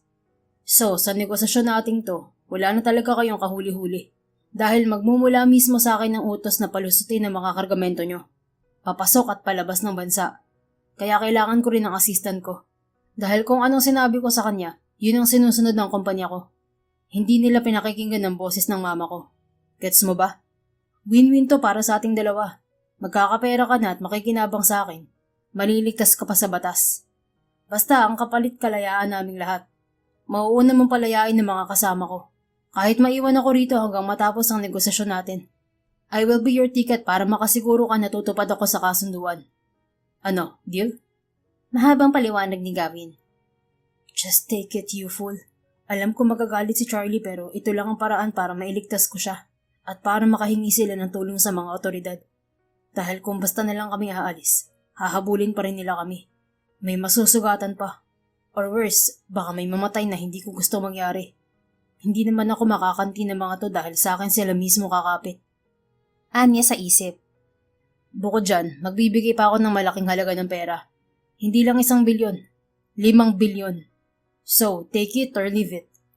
Muling pangaengganyo niya sa ganid na tulisan. Nakita niyang parang na-excite si Nato sa narinig. Pero may papayo ko lang sa'yo, sundin mo na ang sinasabi ko, Nato. Kapag nalaman ng mga otoridad na nawawala ako at ang buong crew ko, tiyak akong hindi sila titigil sa kahahanap sa amin. Malamang sa ngayon, nagtataka na sila kung bakit hindi nakarating ang private plane ko sa destinasyon namin. And that would be the start. Mahalaga akong tao sa lipunan. Kaya sigurado ako mag-aaksaya ang gobyerno ng oras para hanapin ako. Kaya kung makikipag-deal ka kaagad sa akin ngayon, madali na yung masosolusyonan dahil mapipigilan agad sila ng aking assistant. You know, time is ticking. Kung sasabihin ng assistant ko na nasa isang pasilidad ako at nagpapagaling sa tinamukang mga sugat, hindi na sila magtatanong pa. And remember, money works in the society. Madali na lang silang sumang-ayon dahil pera ang pagaganahin ko. Dagdag pa niya. Huminga ng malalim si Nato. Okay, siguraduhin mo lang na gagawin mo ang lahat ng sinabi mo, bata. Dahil kung hindi, pasasabugin ko ang bungo mo. Masama akong magalit. Gusto mo na pruweba? Madali tong tumango. Then give me an account number, also your phone. At bakit ko naman gagawin yun? Dahil hindi kikilos ang taong uutusan ko kung hindi ako makakausap niya. Pero kung ayaw mo naman, ikaw na mismo magdial ng numerong tatawagan ko. May pag-aalinlangan tinignan nito ang cellphone. Pagkuway siya. Walang halong kalokohan to, Mr. Bautista. Dahil oras na magkamali ka, isa sa mga kasama mong mawawalan ng buhay. Of course, sabi ko nga negosyante ako. Alam ko ang dapat at hindi dapat gawin sa isang negosasyon. Tumango-tango ang kanyang kaharap bago kumuha ng papel at ballpen. Isinulat nito roon ang account nito. Pagkaway tumingin sa kanya. Numero ng kontak mo, bata. Dinikta ni Gavin ang numero ng kanyang abogado. 2 beses lang yung nagring bago sinigot. Hello? Attorney Sanchez, Gavin here. Sabi niyang may kumpiyansa. Oh, Mr. Bautista, how are you? Nakarating ka na ba sa Hawaii? Mukhang hindi pa napapabalita na bumagsak ang eroplanong sinasakyan nila hanggang sa mga sandaling yon. Tama nga siya, wala pang alam ang lahat. Pero anytime soon, alam niyang magtataka na ang lahat lalo na sa paliparan. Sort of. Hindi ako pwedeng magtagal dahil may mga kailangan pa akong ayusin. But I want you to send 1 billion to this account. Wait, Mr. Bautista. 1 billion? Paano ako nakasisigurong ikaw nga ang kausap ko? Napaghandaan na yun ni Gavin dahil alam niyang magtatanong ang abogado niya. Hindi siya pwedeng magkamali dahil masama na ang tingin sa kanya ni Nato. Well, isa lang naman ang sekretong mayroon tayo, attorney. Yun ay binilhan kita ng isang isla nung nakaraang birthday mo. Hindi mo pa nga yun tinatanggap hanggang ngayon, di ba? Napaubo naman ang nasa kabilang linya na ikinangiti niya. Alright, Mr. Bautista. Anong account number? Ibinigay naman ni Gavin ang hinihingi nito. Please send that money as soon as my bank opens. Then send a text message to this number if it is done. Noted, Mr. Bautista. Wala na ba kayong ipag-uutos? Yeah, wala na. But make sure that your line is always open. Paminsan-minsan ay tatawag ako sa inyo. Okay. Pagkatapos nilang mag-usap ng abogado ay tiningnan ni Gavin sa mga mata si Nato. Now, ang gagawin na lang natin ay ang mag-intay. 9:00 nagbubukas sa mga bangko. Barino may attorney. Pupunta agad siya sa bangko ko para asikasuhin ang pinapagawa ko. At kapag pumasok na ang perang ibinigay ko, siguro naman madali mo na yung malalaman. You even have a good cellphone signal here, in the middle of the jungle. So getting that information was just a piece of cake to you. Sabi niya, sinigurado talaga niyang may oras pa para makausap niya si Charlie at mailahad dito ang mga plano niya. Malalaman natin yan kapag naipadala ng pera. Sa ngayon, gusto kong makita ang mga tauhan ko, Mr. Nato. Madali niyang putol sa sasabihin nito. At siguro naman lalaki kang kausap. Kapag nagawa na ng abogado ko ang gusto mo, ang kagustuhan ko naman ang gagawin mo. At kapag nakababa na ng ligtas sa mga tauhan ko, magdedeposito ulit ako ng 2 bilyon ayon sa napagkasunduan. Not only that, magkakaroon ka rin ng access sa shipping company ko for your illegal businesses. At kayang-kaya ko yung pagmukhaing legal with my power and money. So, do we have a deal? Pwede ko na bang makita ang mga tauhan ko? Siguraduhin mo lang na wala ni isa sa kanila ang sinaktan nyo. Kakaltasin ko yun sa usapan nating halaga. Okay, sige deal. Dolfo! Tawag nito sa tauhan. Nagmamadali naman pumasok doon ng tinawag. Ano yun, boss? Dalhin mo si Mr. Bautista sa kabilang kubo. Boss? Nagtatakang tanong nito. Basta sundin mo na lang ang sinabi ko. Saka kalagan mo na ang tali niyan sa paa. Hindi naman yan basta-basta makakatakas dito sa bundok. Wag na wag niyong kakantiin ng mga yan. Pati yung girlfriend niya, maliwanag. Matagal na tiningnan ni Dolfo si Nato. Pagkatapos, kakamot-kamot sa ulong sumunod to. Salamat, Nato. Ani Gavin sa kausap.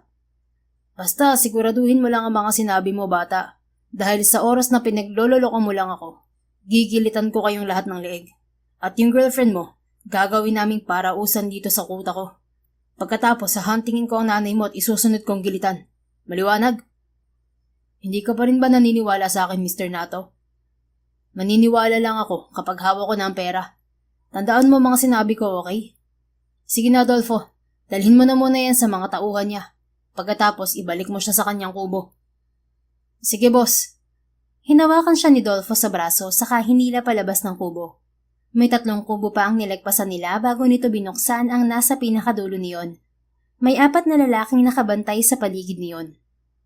Nariyan ang mga kasama mo sa loob. Sige na, tingnan mo na. Utos sa kanya ni Dolfo bago binigyan ng signal ang nakabantay sa pinto na buksan yon. Sir! Iisang wika ng mga tauhan niya nang tumambad siya sa mga to. Agad siyang tinanong ni Roman. Sir, hindi ka ba nila sinaktan? Nakatali ang mga paa at kamay nito kaya hindi ito makagalaw. Nakatali rin ang 3 pa niyang tauhan kasama na ang piloto niya. Tumingin muna siya sa labas. Bahagya lang nakasara ang pinto. Hindi naman. Kayo, kumusta kayo? May mga sugat ba kayo? Laika, Jeffrey, Captain Rosales. Ayos lang kami, sir. Iisang tugon ng mga to. Wala naman kaming kasinong sugat maliban sa mga galos at ilang minor concussions from the plane crash. Kayo, sir. I'm so sorry if we ended up here. Ni Captain Rosales. It's okay. Aksidente yun. Walang dapat sisihin. Kapareho lang din naman ang injury niyo ang tinamo ko. Ibig sabihin lang yun, nakalapag pa rin tayo ng maayos dahil sa husay mo, Captain. I'm just thankful na lahat tayo ay buhay. Pero hindi na po pwede si Raven, sir. Ang tinutukoy ni Captain Rosales ay ang eroplano niya. Ayos lang yun. Ang mahalaga, buhay tayong lahat. Papalitan na lang natin si Raven ng mas maganda at mas matibay. Sir. Kuha ni Roman sa atensyon niya bago tumingin sa labas. Nakuha agad niya ang ibig nitong sabihin. I know, Roman. But don't worry. I already made a deal. Palalayain nila kayo. How about you, sir? Nangungunot ang noong tanong nito. Marahan ang mga hakbang na tumabi siya kay Roman. I have a plan. Basta sundin mo lang ang mga sasabihin ko sa iyo mamaya bago nila kayo palayain. After that, sundin niyo lahat ng sasabihin ni Charlie. Pabulong niyang wika rito. Who's Charlie? Siya ang nagligtas sa akin at kasama niyo siyang uuwi kapag naipadala na ni attorney ang pera kay Nato. Basta kung ano ang sasabihin niya, yun ang gagawin mo. And make sure na matrace mo kaagad ang account number na ibibigay ko sa'yo mamaya. Don't ask any more questions. Just do what I said, Roman. Kung kinakailangan makipag-cooperate ka sa mga otoridad, gawin mo para mabilis akong makaalis dito. Utos niya. Pero paano ka, sir? Charlie will help me. Maghihintay lang tayo ng mga 2 hanggang 3 oras at makakawalan na nila kayo. And by the way, ang alam nila yung girlfriend ko si Charlie. So just play along. Naiintindihan mo? And please secure my mom. Target din siya ni Nanato. Huwag kayong mag-alala sa akin. I can handle this. Hindi nila ako magagalaw basta-basta dahil malaki ang pakinabang nila sa akin. Kahit nababahala ay tumango na lang si Roman. Copy, sir. Alam ko na po ang mga gagawin. Good, Roman. Babalik na ako sa pinagdala nila sa akin. Tumango ang 4. Siya naman ay lumabas na. Tapos na ba kayong mag-meeting? Nakangising tanong ni Dolfo. Medyo kinabahan siya dahil baka narinig nito ang mga pinag-usapan nila sa loob. Yes, sinabi ko lang naman sa kanilang palalayain niyo na sila. Yun lang at tinalikuran na niya to. Ramdam niyang natigilan ito na ikinangiti niya. Sino ngayon ang nakaisa? Pabulong niyang tanong sa sarili. Kanina pa nababahala si Charlie. Hindi pa rin kasi bumabalik sa mga sandaling yun si Gavin. May 30 minutes na itong wala. Hindi kaya pinatahimik na siya? Pero imposible yon. Kailangan nila si Gavin. Kausap niya sa sarili habang nakaupo sa papag. Kundangan ba naman kasi na sinabi ko na sa kanyang huwag gagawa ng kalokohan? Nakuha pang magbanta kanina. Ano bang isip meron ng lalaking yun? Wala namang mangyayari sa akin dahil hindi ko naman hinahayaan. Isa pa, bakit ba ganun na lang siya kung umasta? Napatulala siya saglit pagkaway ipinilig ang ulo. Bahala nga siya. Kung ayaw niya makinig, natigil siya sa pagsasalita nang bumukas ang pinto at iluwa niyon si Gavin. Tatayo sana siya pero nakatali nga pala ang kanyang mga paa. Hinintay niya munang isara muli ng rebelde ang pinto. Sinilipan niya sa siwang ang mga naglalaroon kay Gavin. Nang masigurong sa malayo-layo pumwesto ang mga to, tiningnan niya ang lalaki. Napakunod ang noon ni Charlie. Kinalagan ka nila? Madaling tumabi sa kanya si Gavin. Change plans. Bulong nito na halos nakadikit na sa kanyang tenga ang mga labi. Kinilabutan tuloy siya at bahagyang lumayo rito. Anong ibig mong sabihin? Tanong niya sa pinatatag na tinig. Makatunaw buto kasi ang presensya ng lalaki. At ang madikit dito ng ganoon kalapit ay nagpapalambot sa mga tuhod niya. Idagdag pa ang bango pa rin ng hininga nito kahit mahabang oras na ang lumipas. Bago sumagot, dumikit itong muli sa kanya. Hindi naman na makaiwas si Charlie dahil nasa sulok na siya. Pakakawalan ka nila at ang mga tauhan ko. At paano naman ikaw? Hindi na niya napigilan ang pagkautal dahil lumalapat na talaga sa tenga niya ang mga labi nito para lang makapag-usap sila nang hindi naririnig ng tao sa labas. May iwan ako rito. What? Bago pa lumakas ng husto ang tinig niya, agad na lumapat ang mga labi ni Gavin sa kanya. Nanlaki ang mga mata ni Charlie. Hindi siya makagalaw habang nakatitig sa mga mata nito na titig din sa kanya. Hindi rin gumagalaw ang mga labi nito hanggang sa dahan-dahan tong pumikit. Bigla siyang nataranta nang masuyong gumalaw ang mga labi nito. She was trying her best to stay unbothered. But then, Gavin's soft lips made her eyes closed. Para siyang idinuduyan sa mga sandaling yun. He was actually her very first kiss. Hindi naman sa natakot siya noon dahil sa ginawa nito. Pero hindi lang talaga niya kayang magtiwala sa iba. At aminado rin siya sa sariling walang papantay sa nararamdaman niya noon kay Gavin. Bukod pa roon, busy siya sa trabaho at walang oras sa pakikipagrelasyon. Kung hindi pa yata sila kinapos pareho ng paghinga, baka hindi siya pinakawalan ng lalaki. At nang dahan-dahan itong lumayo, dama niya ang kahungkagan sa kanyang puso. Para bang may isang parte ng pagkatao niya ang nawala. I know you really liked me back then. At masasabi kong gusto mo pa rin ako hanggang ngayon, Charlie. Ani Gavin na bumasag sa kanyang lumilipad na isip. Ano? Ang kapal mo ah. Malakas niya itong itinulak. Hindi ako magkakagusto sa kagaya mong... Hindi niya maituloy ang sasabihin. Kagaya kung ano? Tanong nito na may mapaglarong ngiti sa mga labi. Kagaya mong... Basta na lang nahahalik. Hindi ako easy to get, no? Bakit? Sino bang may sabi sa'yong easy to get ka? Ikaw, hindi ba yun naman ang pinalalabas mo sa mga sinabi mo? Hindi ganyan ang ibig mong sabihin Saka okay lang na itanggi mong hindi mo ako gusto. Kahit gusto mo naman talaga ako. Iisipin ko na lang na gusto mo talagang ligawan muna kita bago ka umamin. Bakit na ang yabang mo, Gavin? Mayabang ka na noon pero hindi naman sobra. Madaldal ka rin. Alam mo ba yon? Ouch, ang sakit naman nun. Hinawakan pa ni Gavin ang tapat ng dibdib nito na animoy kumikirot yun. Artista ka rin no? Nasalo mo na talaga lahat. Kaya nga gustong gusto mo ko kasi nasa akin na ang lahat. Ay, ewan ko sa'yo. Nakukuha mo pa talagang maglaro habang nasa ganitong sitwasyon tayo. Nawala naman ang pilyong ngiti nito at muling sumeryoso. At kapag ganoon si Gavin, kinakabahan si Charlie. Baka kasi kung ano na namang gawin nito. Hindi ako nagbibiro, Charlie. I'll make sure na mangyayari ang lahat ng sinasabi ko kapag wala ng problema. Tumingin to sa labas bago siya muling binalingan. So, bago pa ulit tayo mauwi sa harutan, sasabihin ko na mga mangyayari. Iimik pa sana siyang muli pero iniaro na agad ni Gavin ang uso sa kanya. Subukan mo, makakatikim ka ulit ng halik sa akin, Charlie. Makinig ka muna kasi. Walang nagawa si Charlie kung hindi ang makinig dito. Nagulat pa siya nang malaman na nagbigay ito ng 1 bilyon kay Nato. So, tingin mo ba kakagatin nilang ginawa mo, Gavin? Tanong niya pagkaraan. Bakit naman hindi? I already gave them the reason to trust me. 1 billion talaga? Wow ha, mayaman lang. Sarkastikong wika niya. Well, kailangan kong pababain ng depensa nila. Kaya kapag pinalaya na nila kayo mamaya, ikaw na ang bahala sa lahat. Coordinate with Roman. Sinabi ko rin sa kanya na nagpapanggap kang girlfriend ko. Mabuti na rin at hindi na nila hinalukay ang mga impormasyong nakuha nila. Hindi nga nila alam na wala ka namang passport. Siguro sa isip ni Nato ay napakalaking isda ang nabingwit niya. Kaya hindi na niya pagtutuunan ng pansin ang iba pang detalye ng flight namin. Mahabang paliwanag nito. Teka, ibig sabihin magpapanggap ako mamayang broken-hearted at takot? Ganon? Ganon na nga. Para naman mas maging kapani-paniwala talaga. Napabuntong hininga si Charlie. Anong pa nga pang magagawa ko? Inaidaldal mo na. Wala kasing preno ang bibig mo. Basta sisiguraduhin kung hindi ka magtatagal dito. 3 days max. At sa loob ng mga panahong yon, galingan mo na lang umakting. Sus, sisiw. Umirap siya. Ang yabang talaga. Basta pangako ko, Charlie, na pagkatapos nito, asahan mo nang palagi mo ako makikita. I think itong biro ng tadhana sa atin ay hudyat ng new chapter for us. So wait for me, okay?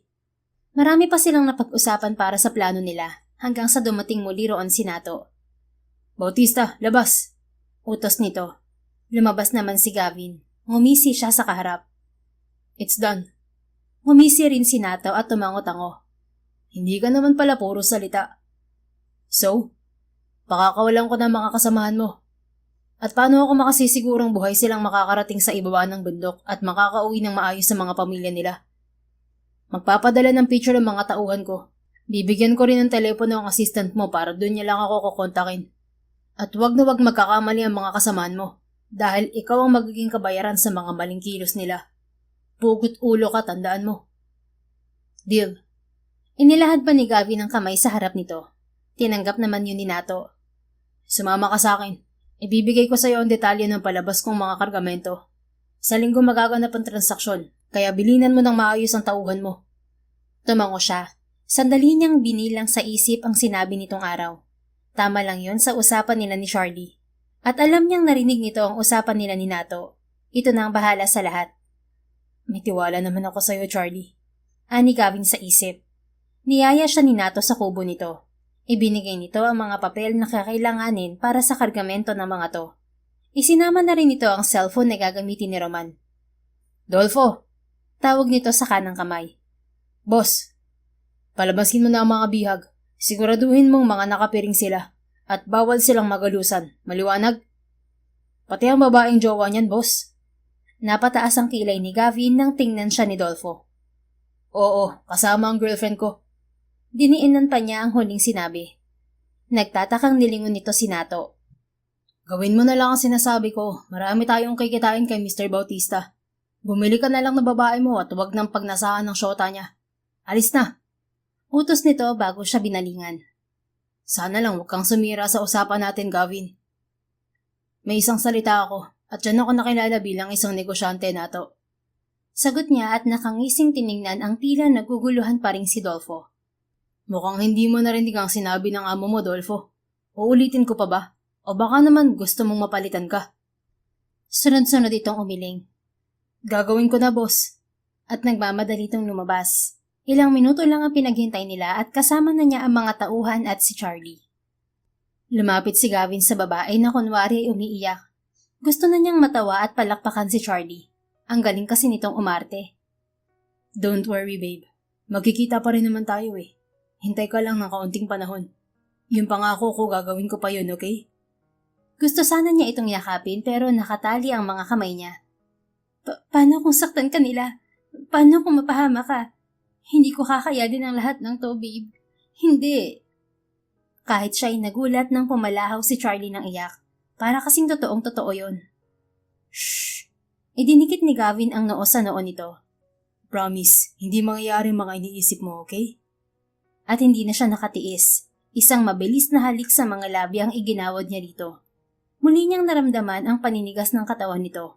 Kaya madali rin niya itong pinakawalan. I love you. Sabi niya na mula talaga sa puso. Tumango si Charlie. Sunod-sunod. I love you too. Lihim na napangiti si Gavin. Pulang-pula kasi ang babae. Tama na ang drama na yan. Hala, piringan silang lahat maliban dito kay Bautista. Utos ni Nato bago tumabi sa kanya. Ito na ang papel. Sino ba dyan ang assistant mo? Siya. Itinuro niya si Roman. Sinenyasan naman ni Nato ang magpipiring dito na wag muna yung ilagay. Lumapit silang dalawa ni Nato dito. Roman, ito na mga papeles na kailangan mong gawing pagdating sa ibaba. Gawin mo agad sa mabilisang paraan. Kasama rin dyan ang gagamitin mong komunikasyon sa amin. Naiintindihan mo ba? Wika niya. Copy, sir. Sagot ni Roman. Pakideposito na rin ng 2 bilyon pa. 1 bilyon kada araw bago matapos ang shipment. Binalingan ni Gavin si Nato. Nga pala, Nato, kung papayag ka dahil hindi pa natin ito napag-uusapan, magdadagdag pa ako ng 5 bilyon para sa aking kalayaan at sa panibagong deal na magaganap sa ating dalawa. In return, wala kang gagalawin ni isa sa amin dahil alam ko naman na may mga galamay kang kumikilos sa ibaba at sa syudad. At kapag tumupad ka sa usapan, asahan mo, patuloy na makakalusot ang mga kargamento nyo patungo sa ibang bansa na walang kahirap-hirap. Derechahang wika niya. Pera lang naman talaga ang habol nito at ang kanyang negosyo. Subalit ibang narinig niyang sagot. Saka na natin pag-usapan ng paglaya mo, Gavin. Kailangan ko munang makasiguro sa lahat bago tayo humantong dyan. Dahil alam kong matalino ka. Ayoko ng sabit. Paano ka naman sasabit sa sinasabi ko? Saka hindi mo ba naiisip na magtataka sila kapag nawala ako ng matagal? Hindi mo rin naman ako pwedeng patayin dahil mahihirapan kang patakbuhin ang negosyo mo. Alam ni Gavin na iligal lahat ng pamamaraan ni Nato para mailabas ang mga taong dinudukot ng mga to patungo sa ibang bansa. Kung hindi personal na pantalan, sigurado siyang may mga kasabwat itong tao sa mga pantalan. Basta. Tama na ang maraming satsat. Asik nito bago binalingan ng mga tauhan. Sige na, ihatid na ninyo ang mga yan sa pinakamalapit na komunidad dito. Pagkatapos, alam nyo na ang gagawin. Basta siguraduhin yung makakababa sila ng ligtas, lalo na ang isang to. Itinuro ni Nato si Roman. Masusunod, boss. Kinakabahan man si Gavin pero may tiwala naman siya kahit papaano kay Nato. Isa pa, kasama na mga to si Charlie. Alam niyang hindi nito pababayaan ang mga tauhan niya. Pagkalipas ng halos isang araw, binalita sa kanya ni Nato na ligtas na nakauwi ang mga kasama niya. Pinakita nito ang mga larawan at sinundo ang mga to ni attorney na pinatawag niya rin kay Nato bago bumabaan ng bundok sina Charlie. Kaya napanatag na siya. Mabilis na lumipas sa mga araw. Naplano na ni Charlie ng maayos ang lahat. Humingi na siya ng tulong sa mga otoridad. Kaya ang mangyayaring operasyon sa pagliligtas kay Gavin ay itinapat nila sa oras ng shipment ng mga kargamento ni Nato. Mas mainam yon dahil sigurado silang isasama ng mga ito si Gavin sa pantalan. Mas madali ang pagkilos nila. Pinagsanib puwersa niya ang Special Task Force ng buong militar, pulisya at NBI dahil matagal nang wanted ang Tik-Tik Gang, lalo na si Nato. Nahanap na rin nila ang kuta ng mga ito sa Maynila, pati na ang iba pang alipores nito. Tahimik lang at walang media ang ginawa nilang paghuli para hindi makahalata si Nato. Kaya ang ilan sa mga tauhan at kasabot nito ay nasa kustodiya na ng militar. Miss Acosta, we're ready. Nakapwesto na ang lahat dito sa pantalan. Tinig yun ni Roman na tinawagan niya saglit. Sige, mag-iingat kayo. I-text mo agad ako kapag nailagay na ang mga kargamento. Kailangan muna nating i-assure si Nato para masorpresa siya. At kapag umikot na ang sinasakyang barko, kayo nang bahala sa iba. Sabi niya, mas mainam kasi kung pasasakayin talaga ang kargamento at doon magpain ng mga tao, para hindi agad matimbrehan si Nato. Masusunod, Miss Acosta. Just make sure that my boss will go home safe. Of course, don't worry. Hindi ko naman hahayaan ng kahit na sino nasaktan siya. Thanks, Miss Acosta. And by the way, I'm rooting for you too. Ay nako, goodbye Roman. Pinatay na niya ang tawag dahil baka mas lalo lang siyang kiligin. Ang totoo, mula nang makita niyang muli si Gavin, palagi na itong laman ng isip niya. Ni hindi nga siya makapagkakatulog dahil nga nanganganib pa ang buhay nito. Pero palagi naman siyang ina-assure ni Roman na nasa maayos ang amo nito dahil ito ang nakakausap ng lalaki sa tuwing may ipapagawa si Nato. Sana nga. At bumalik na siya sa kanyang pwesto. Kanina pa sila nakaantabay sa labas ng kuta ni Nato, pero ni anino ni Gavin ay hindi niya nakikita. Sana nga ligtas siya. May 30 minuto pa ang pinaghintay niya nang makitang nag-text na ng okay si Roman. Ready men. Anya habang isinusuot ang earpiece sa tenga. Put on your night vision goggles.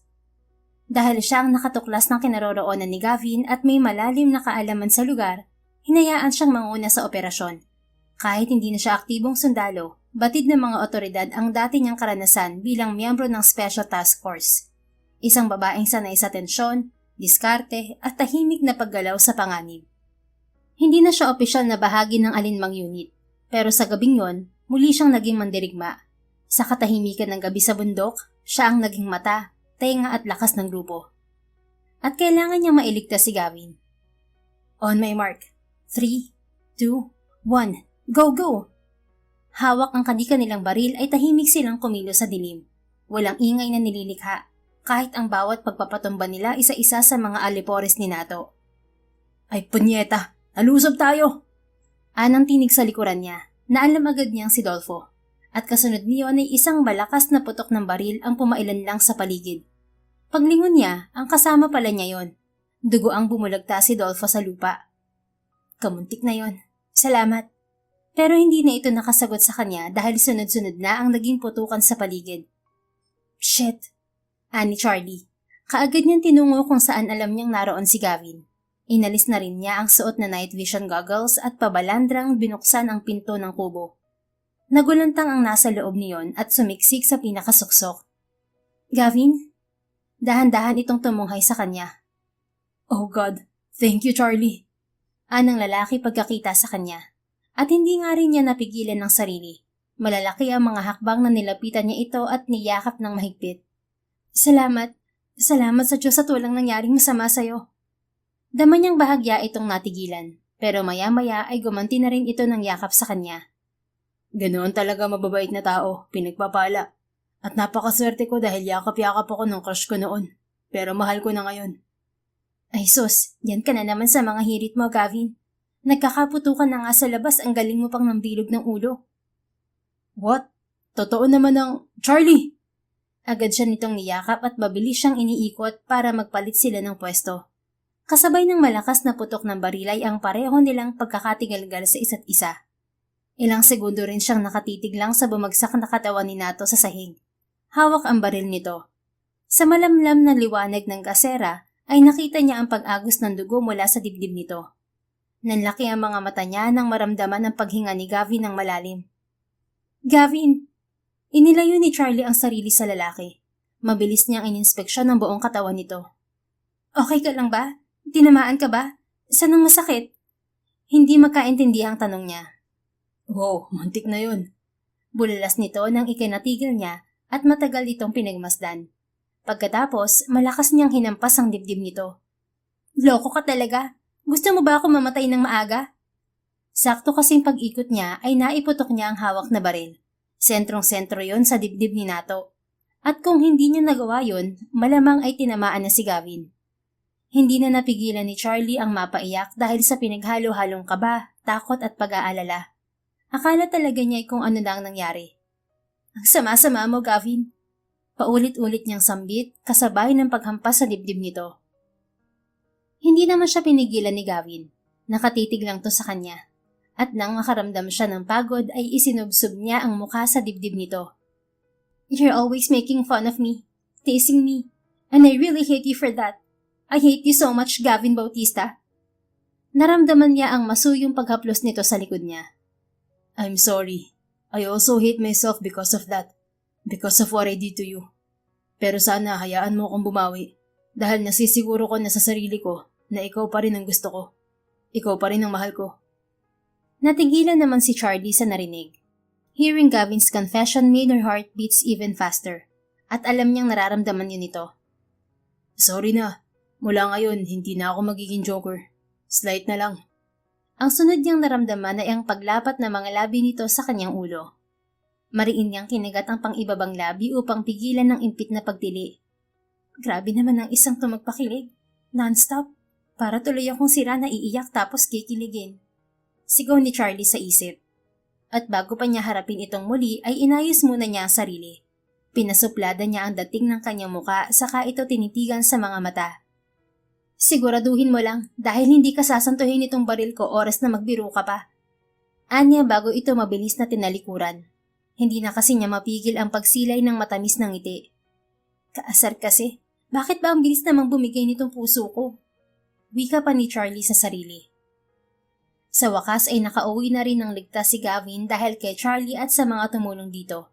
Nadakip na rin ang lahat ng miyembro ng Tik-Tik Gang habang inanunsyong dead on the spot si Nato at Dolfo. Ang mga taong sakay ng mga barko na dadalhin sana sa Hong Kong patungong China ay naibalik na rin sa kanilang pamilya. At dahil doon, mas humigpit pa ang seguridad sa kabundukan ng Sierra Madre para hindi na maulit ang nangyari. At mula nang makabalik sa lungsod si Gavin, nagsimula na rin siyang manligaw kay Charlie gaya ng pangako nito sa dalaga. Kahit pa nga nasa bundok to palagi. Marami naman siyang paraan para mapuntahan ito ng hindi hassle sa oras. Kagaya na lang sa mga sandaling yon. Sakay sila ng chopper niya dahil inaya niya itong mag-dinner. Saan mo ba talaga ako dadalhin, Gavin? Malakas nitong tanong sa headphone na suot nito. Basta. Hindi naman na ito samagot at pinagmasdan na lamang ang magandang tanawin sa ibaba hanggang sa makalapag ang chopper sa rooftop ng gusaling pag-aari niya. Sigurado ka bang walang okasyon? Napatingin siya rito habang hawak-hawak niya ito sa braso at inaalalayan. Nakasuot lang si Charlie ng blouse na kulay asul at pantalong maong. Sa paa naman ay 2-inch sandals ang naroon. Ang simple-simple nito, pero umaapaw ang kagandahan. Lalo na at hinayaan lang nitong ilugay ang buhok na lagpas balikat. At dahil sa malakas na hangin ay gulo-gulo yon na nagpadagdag pa sa karisma nito. Para itong modelo ng isang magazine na nasa isang photoshoot ang itsura. Hoy! Nagulat siya nang tumigil ito sandali at pumitik malapit sa mukha niya. Ano ba yan? Kanina pa ako salita ng salita dito, lumilipad naman pala ang isip mo. Kasalanan mo kaya ako nagkakaganito. Reklamo niya bago tumingin sa malayo at namulsa. 30 palapag ang gusali niyang yon kaya kita pa rin ang buong lungsod na may mga talang nakikislapan. Ha? At bakit ko naman naging kasalanan, Aber? Pumantay sa kanya si Charlie at tinanaw rin ang kamay nilaan.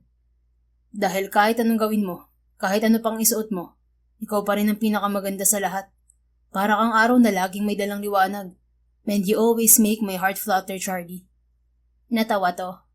Corny mo talaga ha. Nakasimangot na tiningnan niya to. Corny na kung corny. Basta ang alam ko, mahal na mahal kita. I love you, Charlie Acosta. Malakas niyang sigaw. Hoy, ano ka ba?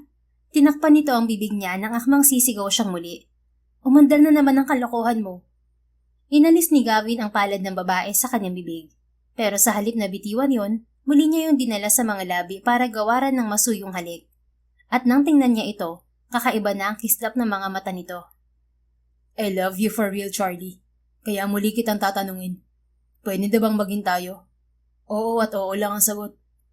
Ano? Ang galing mo rin talaga no? Akmang babawiin ito ang kamay pero dinala niya yon sa tapat ng kanyang dibdib. Dahil alam ko namang gusto mo rin ako. Gusto mo lang talaga akong pahirapan dahil sa mga nagawa ko noon sa'yo. But feel that heartbeat of mine. Sa'yo lang tumitibok ng ganyan ng puso ko, Charlie. Ikaw lang ang sinisigaw niyan. Ang araw-araw na hinahanap. At hindi ako magsasawang sabihin sa'yo na mahal kita, Charlie. Hindi alam ni Gavin kung tama ba ang nakikita niya. Pero mula sa liwanag na nasa bawat gilid ng rooftop, kitang-kita niya ang pamumuo ng mga luha nito. I love you so much, Charlie. My babe. Ikaw ang aking noon, ngayon, at sana pati na hanggang bukas. Muli niyang hinalikan ang ibabaw ng palad nito. Gavin, tuluyan ang bumagsak ang mga luha nito. Pupunasan na sana niya yon pero madali itong yumakap sa kanya. I love you too. So much. That my heart ache because I can't think of anything but you. Always. Sa tuwing maaalala kita, hindi ako makahinga. Ikaw na ngayon ang nagsisilbing hangin ko. Kaya natatakot ako na baka suminok-sinok to. Na baka maulit ang nangyari noon. And this time, hindi na kita maililigtas. Shh! Babe, hindi na yun mauulit. Pangako. Dahil once na sinagot mo ko, diretso na tayo sa simbahan. Kaya buong buhay mo na akong mababantayan. Maging sa aking pagtulog. Pabirong dugtong ni Gavin, kahit ang totoo ay kilig na kilig siya sa mga narinig. Ikaw talaga, puro kalokohan. Seryoso na eh. Bahagya nitong hinampas ang dibdib niya. Ito na talaga ako eh. Sinusubukan ko namang magpakatino pero hindi talaga. Saka pag lang naman kasama kita saka ako nagkakaganito. I'm well behaved lalo na kapag kaharap ko ang mami mo. Ang hirap pala ng may mga nanay na teacher. Parang isang mali ko lang mapapalo na ako. Natawa to. Kaya ba minsan ka nalang dumalaw sa bahay? Panunod yun ito bago ka mawala sa pagkakayakap niya. 4 na beses na rin niyang nakasama ang nanay ni Charlie at wala naman siyang masabi dahil mabait naman talaga si Tita Cristina. Kaya nga mas takot siya. Pero mas lamang naman ang tuwa sa puso niya dahil tanggap siya ng ginang. At hindi lang yun. Naging malapit pa na magkaibigan ang nanay nito at ang nanay niya. Nagsimula lang yun noong minsan silang lumabas na kasama ang dalawa. At mula noon, halos hindi na mapaghiwalay ang mga to. Na pati kasal nila ay gusto nang madaliin ng dalawa. Hindi naman sa ganun. Siyempre natatakot akong magbago sa paningin niya ang good image ko. Alam mo namang nagpapabango ako sa nanay mo. Napailing si Charlie. Hindi mo na kailangan gawin yan dahil gustong-gusto ka ni Mommy. Palagi ka nga niyang binibida sa akin kahit alam niyang halos araw-araw din naman tayong magkasama. Talaga? So yes na agad? Ha? Saan naman? Sa proposal ko at sa pagiging mag-boyfriend-girlfriend natin. Inirapan siya nito. Ang bilis mo talaga. Pwede bang isa-isa muna? Sandaling nag-isip si Gavin. Okay, madali ka na namang pasagutin kapag tayo na. Sus, ang lakas na naman ng hangin. Ano nga, tayo na ba? Huminga ito ng malalim at pinagkatitigan siya sa mga mata. Oo na nga, sige. May choice pa ba ako mahal na mahal din naman kita. Yes! Napatalon si Gavin ng mataas. Pagkatapos niyakap niya si Charlie. I love you. Sisiguraduhin kong hindi ka magsisisi na sinagot mo ko. Ikaw lang ang pakamamahalin ko. Natawa to ng malakas. Oo na, naniniwala na ako. Woohoo! I love you, Charlie Acosta. I love you, my future wife.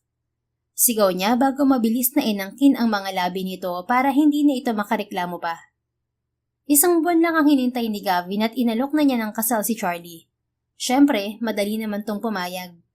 Kaya hindi na rin niya pinatagal ang kasal nila dahil nasasabik na siyang makasama si Charlie sa araw-araw. Kaya halos 2 buwan lamang ang pagitan ay nagpakasal na sila. Katwiran nila, wala naman sa bilang ng araw kung kailan ba masasabing ang nasa harap talaga ang gugustuhing makasama habang buhay. Ang puso at isip ang nagdidikta niyon, at yun ang isinisigaw ng mga puso't isip nila. Ang makapiling ang isa't isa hanggang sa huling hininga nila. Halos 2 taon din bago sila biniyayaan ng kambal na anak, at simula noon ay nag-resign na si Charlie sa trabaho nito. Mas nag-focus muna ito sa kanilang pamilya, lalo na sa kanilang mga anak. Kaya naman mas lalo pa niyang minahal ang kanyang asawa, ang kanyang tagapagligtas. At kahit na anong mangyari, ito at ang mga anak lang nila ang pipiliin niya sa araw-araw. Ang pag-aalaya niya ng walang hanggang pagmamahal. GN. Kung nagustuhan mo ang istoryang ito, please don't forget to like, comment, and share it with your friends. Your support really makes a difference. Thank you and see you sa ating next story. Keep safe and be blessed.